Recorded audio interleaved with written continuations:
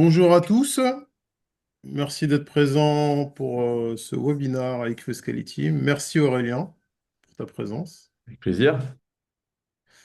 Et donc, alors on a encore du monde qui se connecte. Donc le but aujourd'hui, en effet, ça va être de vous présenter comment nos deux sociétés, IQ et Scality, peuvent travailler ensemble pour vous apporter une protection au sein de vos données et surtout une protection où vous avez le contrôle de vos données. Juste avant, Aurélien, si tu veux te présenter. Avec plaisir, ouais. Merci Christophe. Bonjour, Aurélien Gelbar. Donc, moi, je suis ingénieur avant-vente et architecte système chez Scality. Donc, Scality, c'est un éditeur de logiciels français. Et moi, je m'occupe de la présentation de nos solutions, du design des plateformes des clients et puis du suivi technique tout au long des projets. Voilà. Et donc moi, Christophe Absalon, ingénieur système chez IQ, je fais la même chose. Je présente nos solutions et quelquefois j'aide à l'implémentation. Surtout, j'aide au design, à la compréhension de vos besoins afin de vous aider à avoir la meilleure approche sur la partie sauvegarde. Ce qu'on vous propose, c'est de vous faire une présentation en deux temps. Je vais vous présenter d'abord comment IQ fonctionne et les valeurs d'IQ. Je donnerai le relais ensuite à Aurélien et Aurélien pourra du coup lui aussi vous présenter Scality et les avantages de la solution Scality, qui, je le rappelle, est française. Allez, on est parti. Donc, IQ, petit rappel, donc nous, on est une société spécialisée dans la sauvegarde et uniquement dans la sauvegarde. Aujourd'hui, on propose des solutions en mode software qui permettent de protéger différents environnements.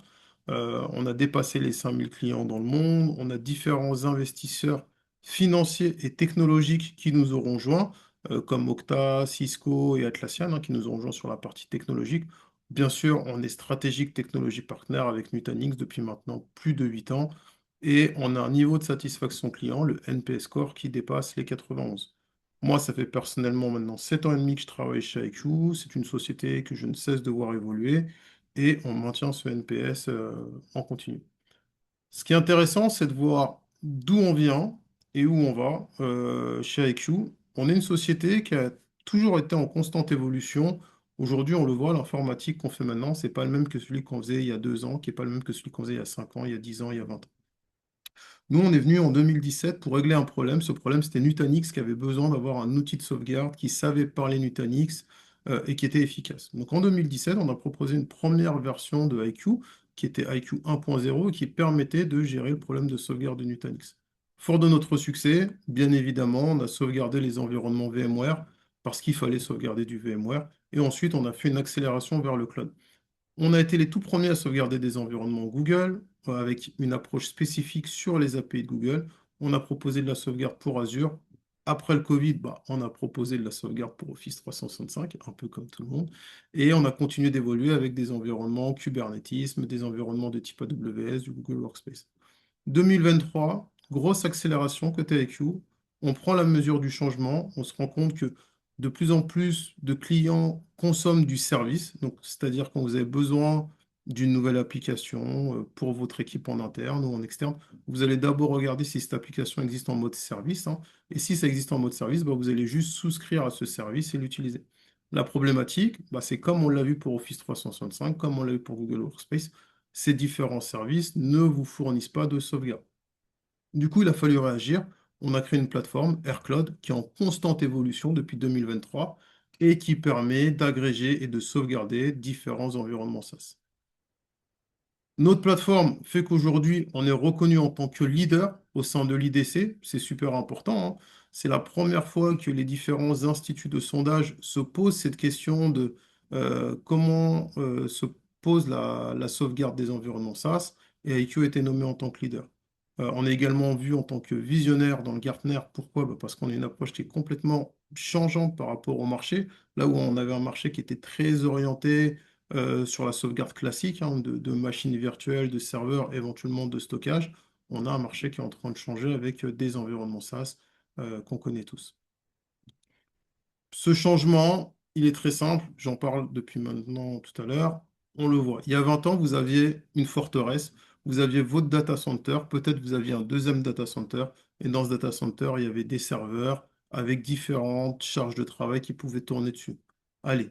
2025, 2026, on a commencé à faire un peu de virtualisation. Ça a été le début d'une première évolution, mais malgré tout, tout restait au sein d'un même data center.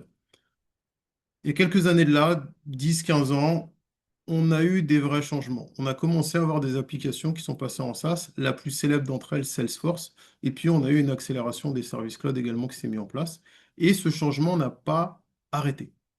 Et aujourd'hui, ben, vous êtes dans un environnement où le SaaS, bien souvent, représente plus de 50% des applications utilisées par des entreprises.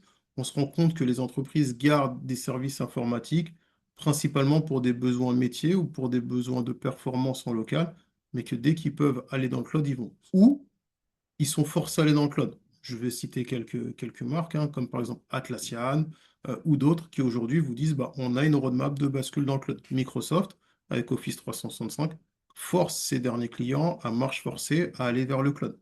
Donc c'est quelque chose qui aujourd'hui, vous n'avez plus vraiment de choix.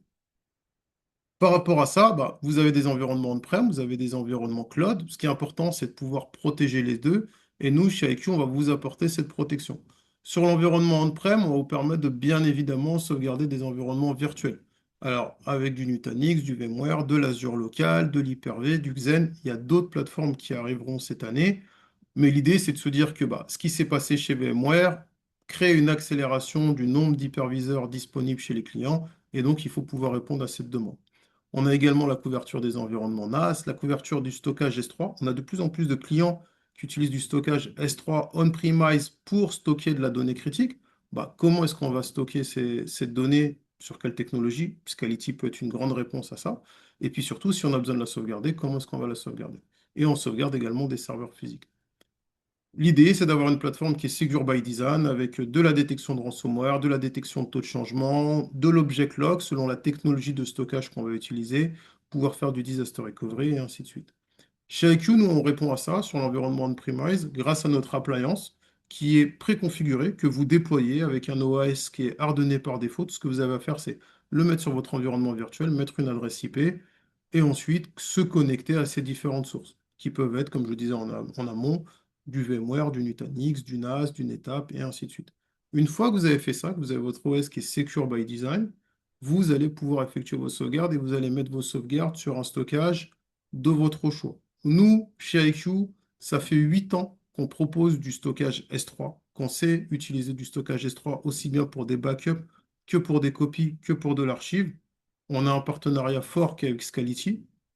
Et donc, bien évidemment, qu'on va recommander des technologies comme Scality. Scality a différentes gammes de produits qu'Aurélien vous présentera après. Mais aujourd'hui, en termes de stockage S3 performant, résilient, je vais aussi mettre le mot, avec un bon prix sur le marché et en plus qui est français, nous, Scality, c'est clairement notre choix et c'est ce qu'on va recommander. Voilà. On a beaucoup de retours d'expérience sur des clients qui utilisent notre technologie en partenariat, que de la satisfaction, aussi bien sur le déploiement que l'utilisation, que la mise à jour et ainsi de suite. Je tiens vraiment à remercier Aurélien et ses équipes. Je n'ai pas eu de problème sur des dossiers qu'on a fait ensemble depuis maintenant plusieurs années qu'on travaille ensemble. Donc ça, c'était pour la partie on-prem. On va voir la partie cloud. Sur la partie cloud, je vous ai juste mis un échantillon des différents workloads qu'on va pouvoir protéger. Ce qui est important, bah, c'est tout comme dans le on-prem, aujourd'hui, vous n'avez pas que des machines virtuelles. Vous avez également bah, potentiellement du Kubernetes, vous avez du NAS, vous avez du MS SQL. Bah, vous allez avoir la même chose dans le cloud. Aujourd'hui, un projet cloud qui réussit, c'est pas un projet où vous avez fait du lift and shift, c'est un projet où vous avez utilisé des services cloud, où vous avez dit, bah, moi, au lieu d'avoir une VM SQL, j'ai pris un service Google Cloud SQL ou Azure SQL. Un projet où vous avez pris du Azure File, du Google File Store, de la l'AWS File, de l'Elastic, du BigQuery, ainsi de suite. C'est grâce à ça que vous réussissez un projet dans le cloud. La grande question et le grand frein qui va souvent se poser, c'est comment je le backup? Alors, soit il n'y a pas d'outil de backup, soit vous allez juste avoir du snapshot, mais le snapshot n'a jamais été du backup d'après ce que je sache. Si jamais vous pensez que le snapshot est du backup, ben, arrêtez de backuper vos environnements VMware, hein, et mettez-vous juste sur vos snapshots VMware, et là, ben, on sera tous d'accord. Et donc, il est important d'avoir un outil de backup. Aussi, ce qui est important, c'est qu'on est de plus en plus dans un monde multi-cloud. Alors, c'est bien d'avoir deux, trois options de backup sur la console d'Azure, qui ne couvre pas tous ces produits, deux, trois sur la console Google, deux, trois sur la console AWS, et puis encore 2-3 sur votre environnement on-premise. Vous vous retrouvez très vite avec beaucoup de consoles de sauvegarde qui n'ont pas les mêmes méthodes d'utilisation, la même méthode de travail, les politiques, tout va être différent. Donc ça devient très complexe. Vous créez des nouveaux silos au sein de la sauvegarde. Et puis on va passer dans la partie SaaS. Vous allez aussi avoir du SaaS, donc vous allez avoir du Salesforce, de l'Okta, de l'Entra ID, de l'Office 365. Et du coup, encore des besoins de sauvegarde et encore des consoles quand des produits existent, parce que la plupart de ces produits ne vont que vous proposer de la corbeille, et donc il y aura pas de vraie sauvegarde. Et pour répondre à ça, nous, côté IQ, on se dit, bah voilà, vous connaissez la face visible de l'iceberg, ou potentiellement vous avez une expérience, parce que vous avez cette expérience qui vient du monde de l'infra. Maintenant, il faut s'attaquer à la face cachée de l'iceberg, et tous les shared responsibility models disent que c'est votre responsability. Ce n'est pas de la responsabilité de l'éditeur de s'assurer que votre BigQuery, votre Cloud Run, votre Kubernetes est bien géré. Donc, côté IQ, on va vous accompagner, on va vous aider à découvrir vos différents workloads. On va simplement, sans avoir besoin de déployer d'agents, pouvoir se connecter à vos différents environnements et faire du backup sur le stockage de votre choix. On va avoir exactement la même approche sur AWS, sur Azure. Sur Azure, l'idée, ça va être d'ajouter encore une fois une connexion à votre environnement et de backuper vos différents workloads. Ce qui est important, j'aime bien cet exemple, c'est on va pouvoir backuper différentes couches de votre environnement cloud. Alors, peut-être vous allez me dire, Christophe, on a du Kubernetes, mais ça sert à rien de backuper Kubernetes parce qu'on a du Terraform. Ok, IQ peut backuper votre config Terraform. Non, mais ça sert à rien de backuper Terraform parce qu'on a du GitHub. Ok, on peut aussi backuper votre GitHub. Et en fin de compte, on peut backuper votre Azure DevOps, on peut backuper votre stack au complet. Entra ID, pareil, il faut le backuper. Aujourd'hui, c'est la clé d'accès à vos environnements. Il faut backuper votre config Entra ID. Il faut backuper vos VM, il faut backuper vos fichiers. Et tout ça dans une console unifiée. L'idée, c'est d'avoir une résilience la plus complète, backuper son infra, backuper son identité, backuper ses apps. Et quand vous avez votre couche, vous allez pouvoir faire. Tout ça, je le rappelle, hein, aujourd'hui, il y a des réglementations qui sont sorties, sur lesquelles il y a eu un petit peu de ralentissement, mais n'empêche où l'accélération est de retour. Tout ce qui est DORA, tout ce qui est NIS 2, on vous demande d'être capable de protéger vos environnements cloud de la même façon que ce que vous faisiez déjà dans un monde on-premise avec des tests, avec de la résilience, avec des cahiers de validation, de plans de reprise d'activité, et ainsi de suite. Si aujourd'hui, vous n'êtes pas capable de faire redémarrer vos environnements cloud SaaS ou au minimum de récupérer vos données, vous pouvez avoir des problèmes avec Dora NIS 2. On a de plus en plus de clients qui viennent vers nous pour des problèmes d'assurance parce que leurs assurances ne veulent plus les couvrir parce qu'encore une fois, ils disent qu'ils ont du snapshot. Donc réfléchissez à ça, sur votre besoin de sauvegarde et surtout sur votre besoin de souveraineté. Pourquoi je parle de souveraineté? Parce que une grande partie des solutions aujourd'hui du marché en termes d'informatique sont des solutions non européennes, non françaises, sont des solutions américaines. Vous n'avez pas le contrôle de où sont stockées vos données. Ça va être chez un cloud provider qui, malgré tout, va être américain. Si vous souhaitez avoir du backup, ça va être chez AWS, chez Google ou chez Azure. Très souvent, c'est ça les trois options qui vont se poser à vous. Et encore une fois, nous, on est plutôt content de ce partenariat avec Scality parce qu'on vous rend le contrôle de vos backups. Donc, c'est-à-dire que vous allez pouvoir backuper votre environnement Google, backuper votre environnement 365, backuper votre environnement Workday, Dynamics, Salesforce, Nutanix, VMware, tout ça sur un seul et même Scality ou plusieurs Scality. Vous allez pouvoir avoir des mécanismes de réplication. Encore une fois, je laisserai Aurélien répondre à ça. Vous allez pouvoir verrouiller votre donnée, donc avec tout ce qui est object lock. Et IQ vous met également la capacité d'avoir vos clés de chiffrement. Donc c'est vous qui pouvez chiffrer vos données pour avoir encore plus de contrôle sur ça. Et donc il est important de rappeler ce besoin de contrôle. J'ai vécu ça il y a quelques semaines, la panne qu'il y a eu chez Cloudflare. Beaucoup de clients me disent, nous, on n'est pas impacté. Cloudflare tombe, on a des clients qui utilisaient des services SaaS qui ont été impactés. On avait du backup. Grâce au backup, ils ont pu avoir un accès à leurs données le temps que Cloudflare remonte et ainsi de suite. C'était assez intéressant. Donc, il faut réfléchir à où sont stockées vos données. Pour- Donc, comme je le disais, votre donnée, elle a évolué. Ça impacte pas mal de choses. Le sujet le plus intéressant pour moi, si vous devez réfléchir à sauvegarder, on le connaît tous, c'est la partie Office 365. qui se compose de Exchange, de Teams, de SharePoint, de OneDrive et autres. Sauvegardez votre donnée, pensez à la granularité. Aujourd'hui, on est la solution qui donne le plus de granularité en termes de restauration sur les objets Office 365. Donc, pensez à, c'est bien de pouvoir restaurer, mais qu'est-ce que je peux restaurer? Si on me dit que sur un SharePoint, je dois restaurer le SharePoint en intégral alors que j'ai juste perdu un fichier, c'est pas drôle. Et c'est pareil pour OneNote, pareil pour Teams. Si je veux juste une conversation, je ne vais pas restaurer tout mon Teams. Nous, on va vous donner une approche simple, granulaire, avec des modes avancés, la capacité de faire des exports. Imaginez qu'Office 365, Microsoft, la plateforme soit par terre. Vous avez besoin malgré tout d'avoir accès à un email, à un fichier. Ben, vous pouvez parcourir vos backups, récupérer cet email, récupérer ce fichier, le temps que la plateforme remonte. Euh, on va vous encourager à mettre ça sur du stockage qui vous appartient, type Scality. C'est vraiment important d'utiliser ça pour stocker vos données et vous aurez des backups sécurisés d'un point de vue IQ. Je termine sur le même slide. Important, backuper vos données où vous avez le contrôle, backuper vos données où vous avez le contrôle de la localisation, mais aussi du coût. On a fait beaucoup de sujets d'études avec des clients et on se rend compte qu'avoir du stockage on-premise, c'est toujours rentable. C'est toujours rentable. Aujourd'hui, il y a beaucoup d'offres avec des solutions à stockage intégré. Bah, c'est comme l'hôtel inclusif. Vous payez pour 100% des services et vous utilisez que 40% des services. Et bah, c'est pareil. Les offres à stockage intégré, bien souvent, sont bien plus chères qu'avoir un stockage on-premise où vous avez le contrôle de ce que vous voulez faire. Voilà pour moi. Je vous remercie. Je vais donner la main à Aurélien qui va vous expliquer maintenant comment toute cette donnée peut être contrôlée, pilotée et valorisée par les technologies Scality. Merci Aurélien. Merci pour cette belle introduction, Christophe. Donc effectivement, je vais embrayer avec la solution de stockage idéale pour IQ, qui est en l'occurrence Scality Artesca.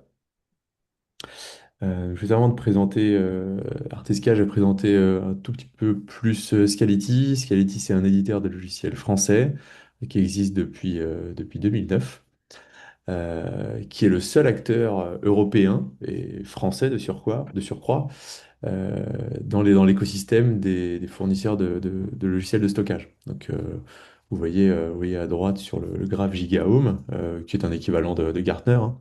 On ne voit que des noms américains près du centre de la cible. NetApp, Pure Storage, Dell EMC. Donc ça va être dans cet écosystème-là qu'on va évoluer. Aujourd'hui, Scality, c'est plus d'1 milliard d'utilisateurs finaux, notamment aux 10 aux 10 plus grands telcos du monde, qui sont tous nos clients.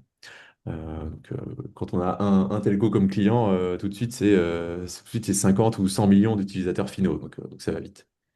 On équipe également pas mal des plus grandes banques, des systèmes hospitaliers majeurs comme la PHP et des systèmes gouvernementaux. Au total, on est sur 12 exaoctets en production, donc c'est 12 000 pétaoctets ou 12 millions de téraoctets, sachant que sur ces 12 exaoctets en production, il y a une plateforme qui fait 1 exaoctet à elle toute seule. Pas mal. Le produit historique de Scality, c'est Scality Ring. Scality Ring, dès le début, c'était une solution de stockage objet, alors que lorsque ça a été lancé en 2009, l'IT n'avait pas du tout encore pris le tournant du stockage objet. C'est une solution qui fait de la protection de données synchrone sur plusieurs data centers, quelque chose qui est un fort différenciant par rapport à ses concurrents. C'est une technologie qui peut exploiter du matériel disque dur classique, mécanique, hein, mais également du matériel flash pour des performances accrues et notamment des latences très basses. Et Scality, le premier métier de Scality, c'était de protéger la donnée contre les pannes d'infrastructure. Donc la panne de disque, le secteur défectueux, le serveur qui crache, la coupure de courant dans un data center. Tout ça, c'est des cas qui sont gérés nativement, qui sont considérés comme des événements attendus de la vie d'une plateforme. Et donc, c'est des choses qu'on va gérer très bien. Ça nous permet de proposer une durabilité qui est extrêmement élevée, donc de 14,9. ce qui correspond à 99,9999 avec 14 9 au total, pourcent de chances que la donnée soit intacte sur une période de 20 ans. Donc on est sur voilà, quasiment une probabilité de 100%. Et Scality, c'est une société française fondée en France sur des capitaux français, avec un directeur général français, un support technique en France, des développeurs en France, je ne sais pas si je l'ai dit. Donc on est souverain pour de vrai. Voilà, c'est pas juste un drapeau français sur une entreprise américaine. C'est une vraie société française. Scality Ring, c'est un logiciel qui a vraiment fait ses preuves. Et donc en 2022, on a pris tout ce qu'il y avait de meilleur dans le ring et on a créé Scality Artesca, qui est une solution qui reprend un petit peu les mêmes technologies, mais qui est concentrée potentiellement sur un seul serveur. Artesca fonctionne aussi sur plusieurs serveurs, évidemment, hein. On est capable de le faire en mode cluster, mais en proposant une appliance logicielle qui tourne sur une seule machine, on est capable de servir de repository, de sanctuaire de données immuables pour des logiciels comme IQ, avec une empreinte data center qui est très faible et cerise sur le gâteau, un coût matériel qui est assez réduit. Donc Artesca, c'est une solution de stockage objet qui est S3 100% standard, donc qui respecte la norme AWS, qui est donc compatible avec IQ, mais avec l'ensemble des applications du marché, hein. Donc, si certains utilisent CyberDuck ou d'autres clients au grand public sur leur plateforme, sur leur PC, bah, vous pouvez tout à fait stocker des données sur Scality Artesca. Scality Artesca, c'est une solution qui ne fait pas de déduplication. Et pourquoi on ne fait pas de déduplication? Pour pouvoir faire de la restauration rapide. Parce que lorsqu'on déduplique, on déshydrate la donnée, et au moment de la restauration, il faut réhydrater. Donc le parti pris de Scality Artesca, c'est de ne pas dédupliquer la donnée pour pouvoir faire une restauration rapide, et donc une exécution de PRA, hein, de plan de reprise d'activité, qui soit la plus efficace possible. Je me permets, Aurélien, justement, d'agir là-dessus. C'est là où notre binôme est assez fort, c'est que IQ, lui, alors pas pour des backups, mais pour des archives, quand on va stocker des archives sur un Tesca, on a un modèle de change block tracking qui fait que, bah, par exemple, si j'ai une archive de janvier, février, mars, avril, mai, juin, on ne reverra jamais deux fois le même bloc. Parce que justement, on découpe ça en blocs de 10 mégas, chose que seule la technologie S3 nous permet. Donc, un bloc qui a déjà été envoyé au mois de janvier ne sera pas renvoyé au mois de février. Donc, effectivement, on n'a pas besoin de déduplication. Le but, c'est de pouvoir tirer le meilleur en termes de perf. Et c'est pour ça aussi qu'on recommande plus la technologie S3 qu'une autre technologie, parce qu'on n'a pas de problème de réhydratation. C'est nous qui savons quel bloc aller chercher à 100% de la vitesse. Exactement. Donc c'est de l'incrémental forever, et ça permet aussi d'économiser la bande passante réseau au passage. Donc Scality Artesca, c'est une appliance logicielle, comme je disais. Donc ça veut dire que on va pouvoir installer notre système sur le matériel du choix de notre client. Donc si vous avez l'habitude de travailler avec HPE ou Dell ou d'autres, nous allons être forcément compatibles avec ce matériel-là, puisque finalement c'est une solution basée sur Linux qui tourne sur du matériel x86 standard. Donc nous, c'est ce qu'on appelle du commodity hardware, hein. C'est des serveurs qui sont hyper courants. Euh, Scality Artesca peut forcément tourner sur les serveurs que vous utilisez chez vous. Tu peux nous en dire plus sur la partie OVH Cloud? Oui, avec plaisir. Donc OVH Cloud, c'est notre partenaire. Euh, Pas pour leur offre cloud S3 as a service, mais pour leur offre de location de serveurs, donc de serveurs dédiés dans leurs infrastructures. On a certains de nos clients qui n'ont pas d'infrastructure en propre. euh, je dirais même que ça peut être le cas d'une grande partie de clients communs de IQ et Scality, puisque qui dit utilisateur d'IQ dit une partie au moins de l'infrastructure qui est dans le cloud. Et donc, OVH Cloud va vous permettre de louer des serveurs dédiés sur lesquels on va installer Scality Artesca. Donc, vous pouvez avoir votre prod qui est dans le cloud, votre backup qui est fait par IQ, et le repository, le sanctuaire de données qui est chez OVH, mais sur des serveurs qui vous sont dédiés. Donc, on n'est pas sur un service, on n'est pas sur un service partagé. Ah, c'est pas mal si on veut, ouais, effectivement, si on veut pas dépendre du même S3 que le reste du peuple. On peut avoir son compte Exactement. S3, mais dans un cloud public. Ok, intéressant. Merci. Je t'en prie. Donc ça, effectivement, c'est le mode serveur dédié hein, avec OVH Cloud. Mais on est également capable d'envoyer une copie des sauvegardes IQ vers un cloud. Et donc là, ça peut être un cloud souverain comme OVH, ou comme celui de Outscale, ou comme celui de Free, d'Orange, de SFR. Là, c'est vraiment au choix du client, et puis probablement à celui qui fera la proposition financière la plus avantageuse. Euh, Cette copie des sauvegardes, elle peut être réalisée par Artesca ou par l'application qui exploite le stockage Artesca. Et donc ça permet d'avoir soit une plateforme de PRA avec une copie identique des données, soit un cloud avec une copie identique des données pour, encore une fois, une reprise.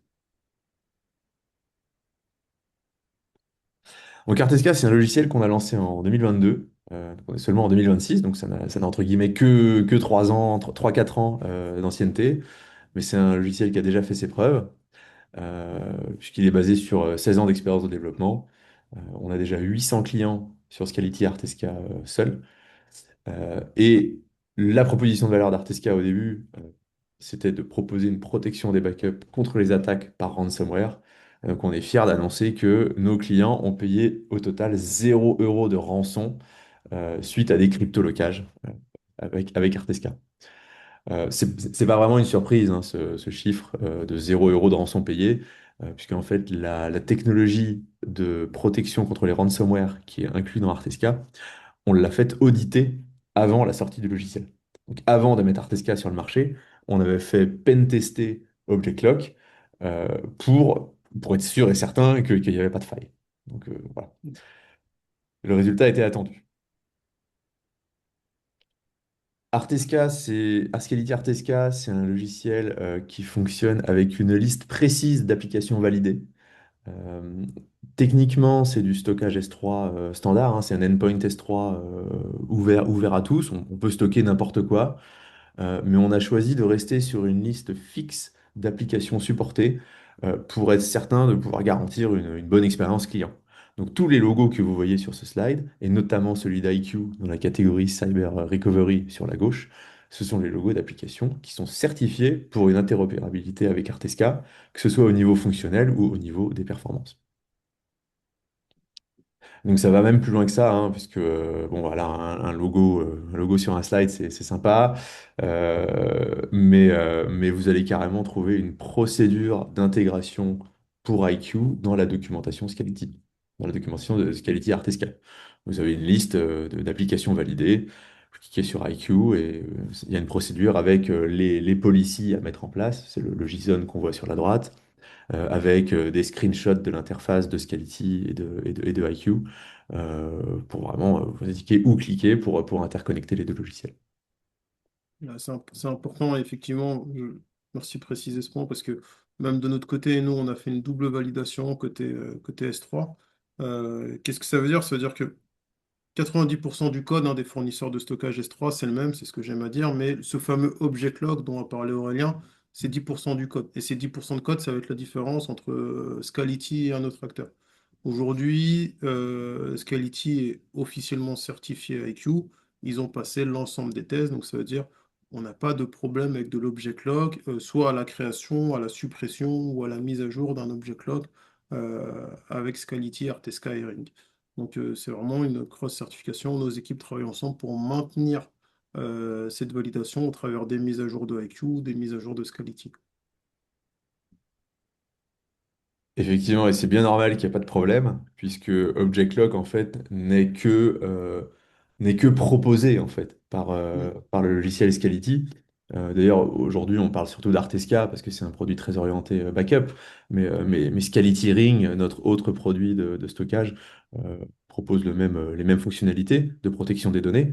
Donc, en fait, le stockage Scality propose l'Object Lock, et cet Object Lock, ensuite, est piloté par IQ. Donc, c'est IQ qui décide quelle rétention on met sur chaque objet, sur chaque chunk, sur chaque morceau de données.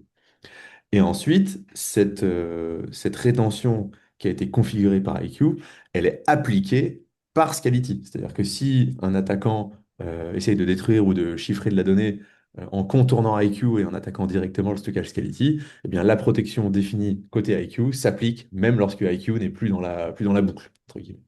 Ouais. Donc, il n'y a pas besoin d'IQ pour protéger la donnée, il y a uniquement besoin d'IQ pour décider la protection de la donnée. Je vois sur ton imprimé écran, tu as encadré le compliance mode. Tu peux expliquer ce que c'est, s'il te plaît? Oui, merci, c'est un très bon point. Donc, Object Lock propose deux modes.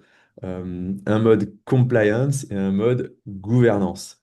Le mode compliance, c'est le mode le plus strict. Lorsqu'on définit une date de rétention pour un objet, cette date ne peut pas être rapprochée du présent. Donc, on ne peut pas raccourcir la durée de protection d'un objet. Par contre, on peut protéger l'objet pendant plus longtemps. On peut étendre la durée de protection. Et ça, c'est valable même si on est connecté en tant que root, même si on a toutes les permissions possibles sur le bucket. Voilà, c'est valable pour tout le monde, y compris pour le support Scality, hein, qui n'a pas de backdoor, qui est soumis aux mêmes règles. Donc compliance, c'est le mode strict, et le mode gouvernance, c'est un mode qui offre plus de flexibilité, où un utilisateur avec la bonne permission va pouvoir réduire la rétention d'un objet jusqu'à la ramener à l'instant présent, ce qui permet d'effacer la donnée. Donc c'est selon les politiques de sécurité, selon la sensibilité de la donnée, on va appliquer un mode ou l'autre, sachant que le mode compliance, évidemment, est celui Ouais. qui offre le plus de protection. Pour information, IQ override en compliance. Donc nous, même si c'est du gouvernance, on force la compliance. D'accord, donc le screenshot qui est à droite, là, Non, non, il est non, web non, gouvernance. c'est très bien parce que nous, c'est ce qu'on recommande, justement pour les raisons que tu as dit, parce que Ouais, bon, gouvernance peut-être avec un compte route réduit. Et donc, quand IQ va aller mettre un objet, il va le forcer en compliance. On a un paramètre pour mettre ça que moi, j'active par défaut pour forcer la compliance. d'accord. Donc, c'est très bien, mais peu de gens connaissent la différence. Maintenant, tout le monde sait.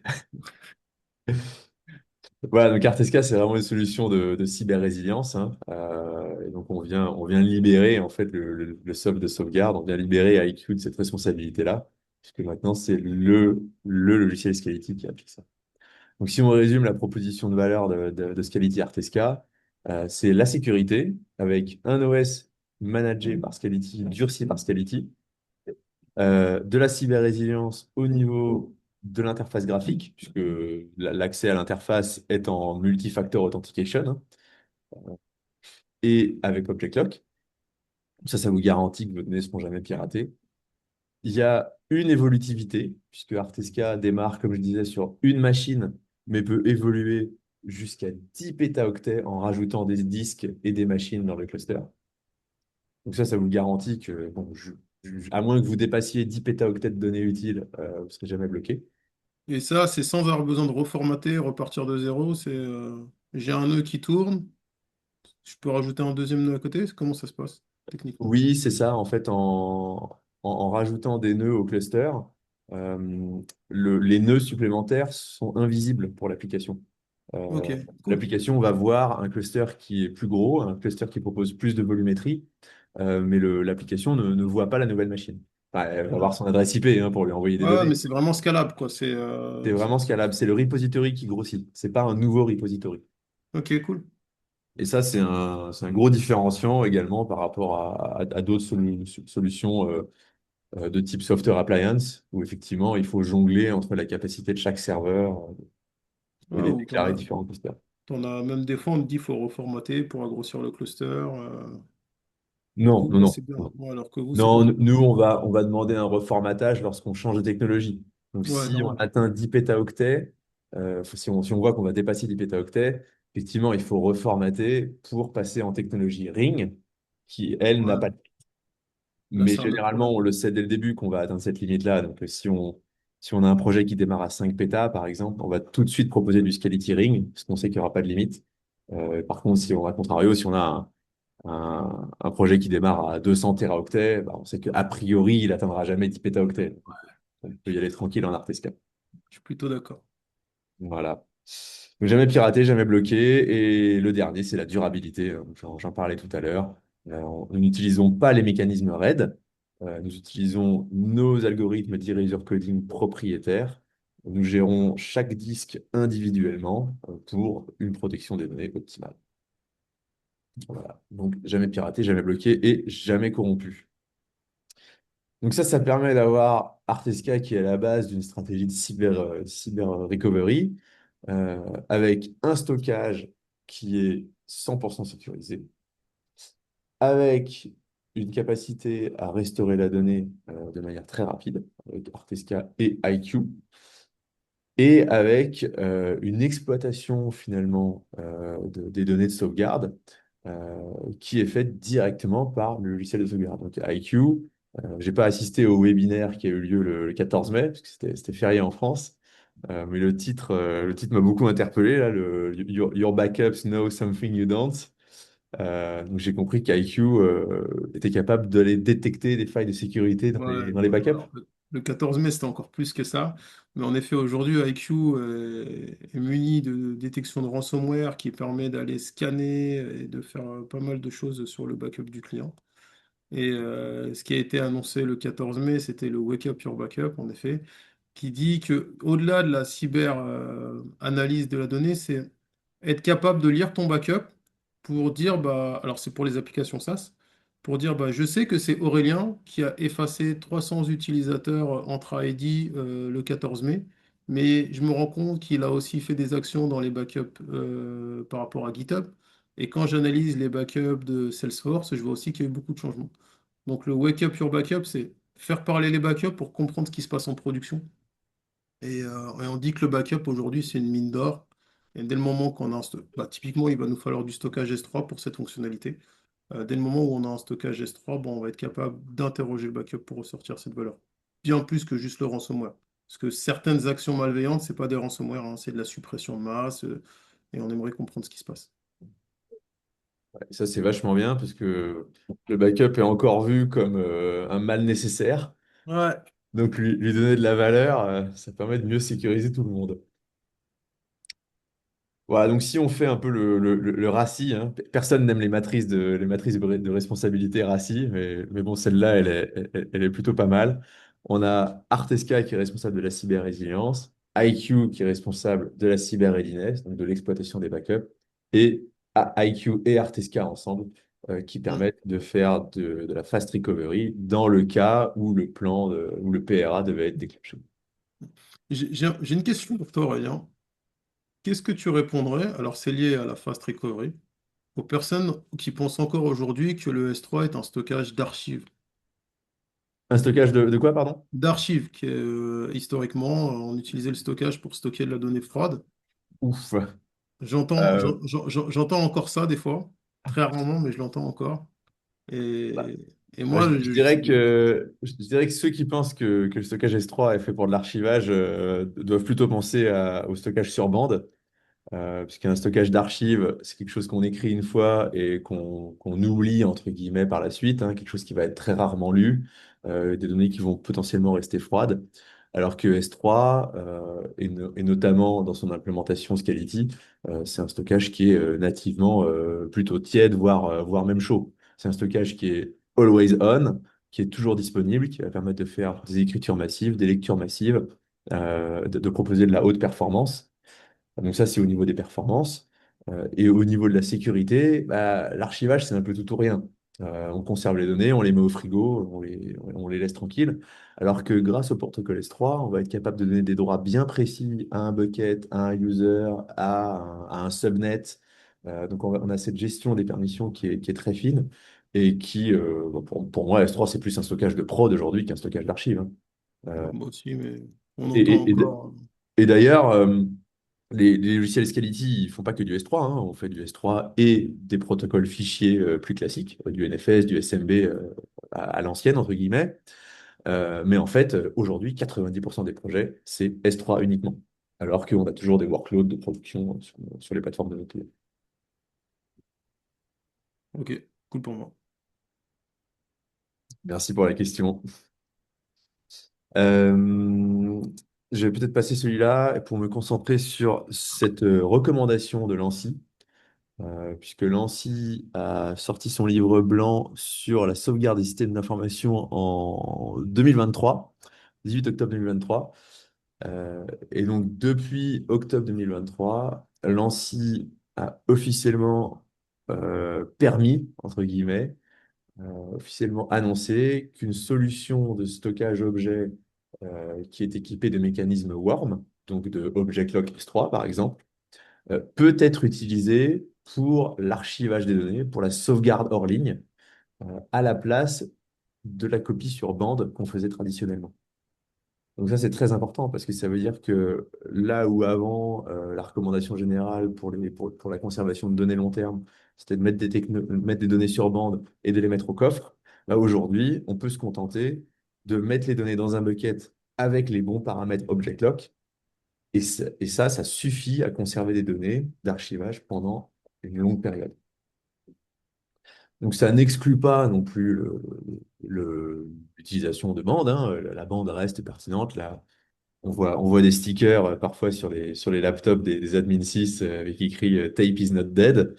Je Hmm. pense pas non plus que la bande ce soit une techno du passé, parce qu'il y aura toujours besoin d'archivage réellement froid de grands volumes de données. Mais en tout cas, pour ce qui est sauvegarde vivante, telle que celle que IQ exécute, sauvegardes qui vont réellement être amenées à être restaurées, les mécanismes, les technologies S3 ont clairement plus de valeur et surtout plus de flexibilité. Donc cette annonce-là, on était très content de l'avoir.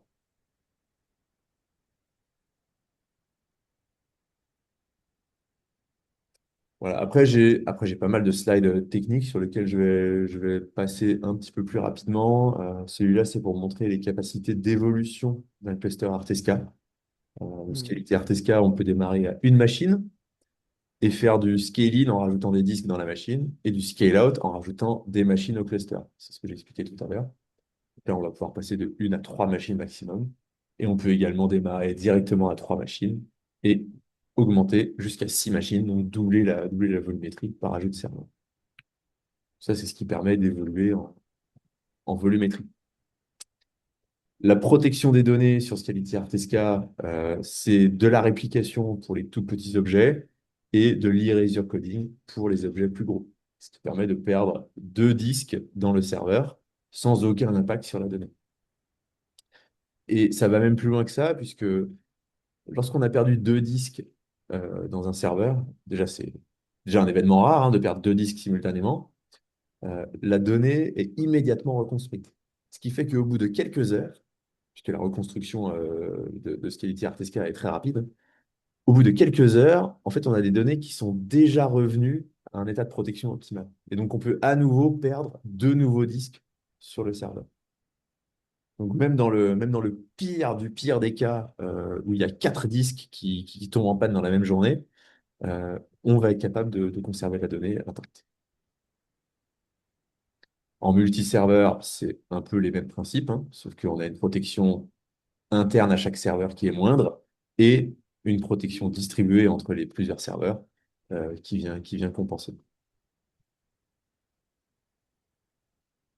Et pour ce qui est du load balancing, lorsqu'on est en multi-serveur, lorsqu'on est sur un cluster sur plusieurs serveurs, ben, on va simplement exposer une VIP sur chacun des serveurs. Et lorsque un serveur tombe, bah, sa VIP est récupérée par un des serveurs restants. Ce qui permet au niveau de l'application bah, de simplement utiliser un bet DNS round robin pour load balancer les appels et proposer bah, une haute disponibilité sans avoir besoin de load balancer externe.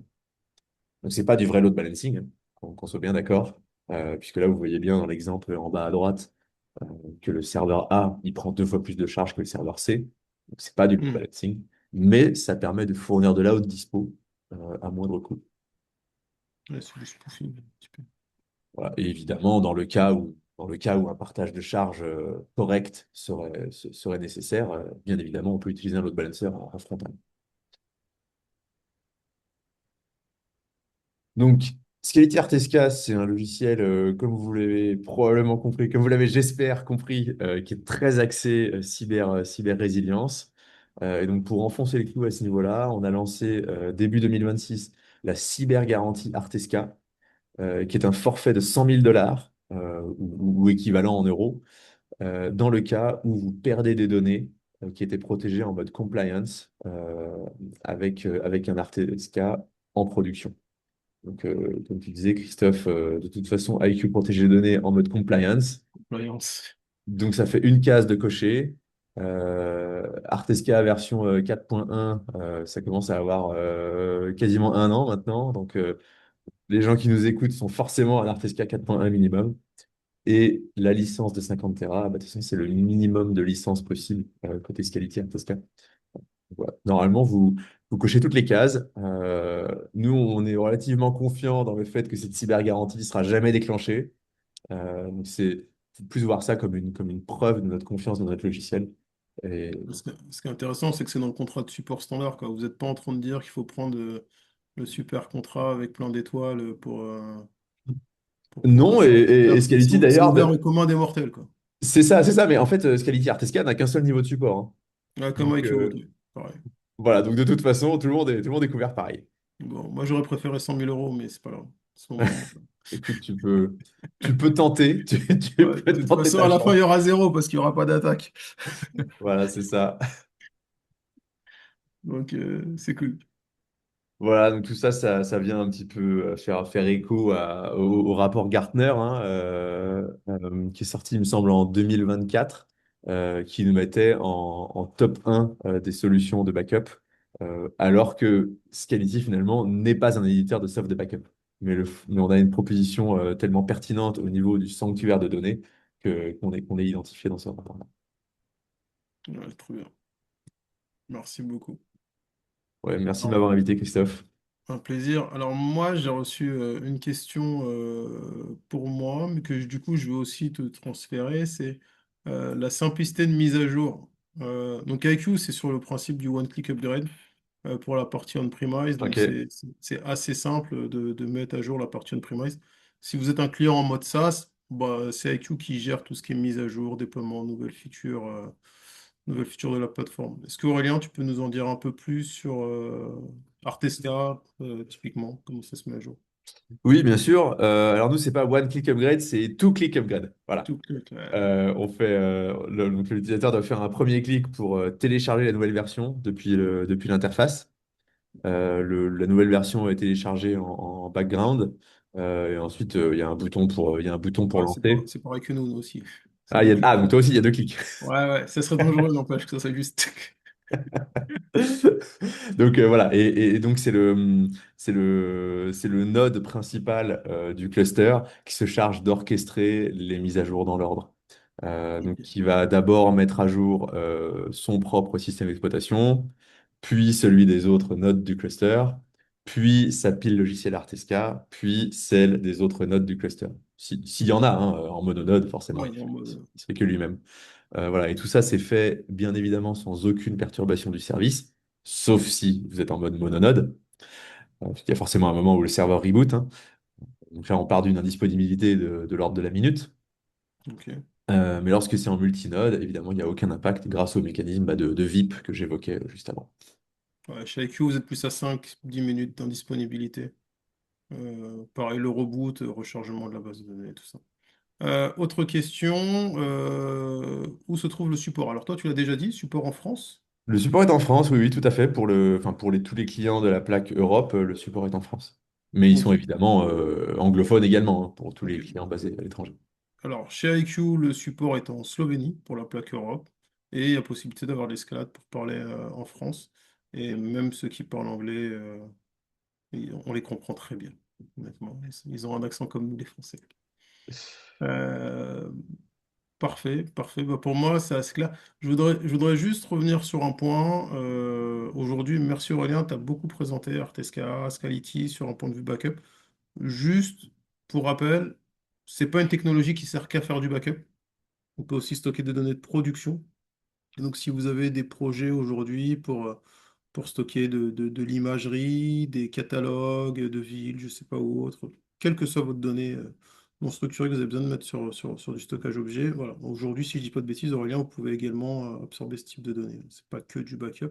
Oui, oui, absolument. C'est vrai on a énormément parlé de backup puisque Voilà, c'était mais votre positionnement, mais Scality Ring et Scality RTSK dans une moindre mesure, faut considérer ça comme des stockages primaires aujourd'hui, hein. ouais, C'est des logiciels qui sont utilisés comme infrastructure de cloud privé dans des organismes majeurs français, hein, des sociétés du CAC 40 qui n'envoient pas du tout que du backup dessus.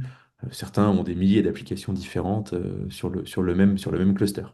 voilà. Donc Moi, je vois que c'est très je vois de plus versatile, en hein. plus de plateformes autour du Kubernetes, mais autres s'appuyer Ouais. sur ça. Et tout ce qui est du big data s'appuyer sur du S3. Donc, ouais, c'était assez important. Eh ben, merci. On est pile dans les temps. Merci beaucoup, Christophe. Aurélien, je te souhaite une bonne fin de journée. Merci à nos différents participants et au plaisir. Merci, bon après-midi. Au revoir. Au revoir.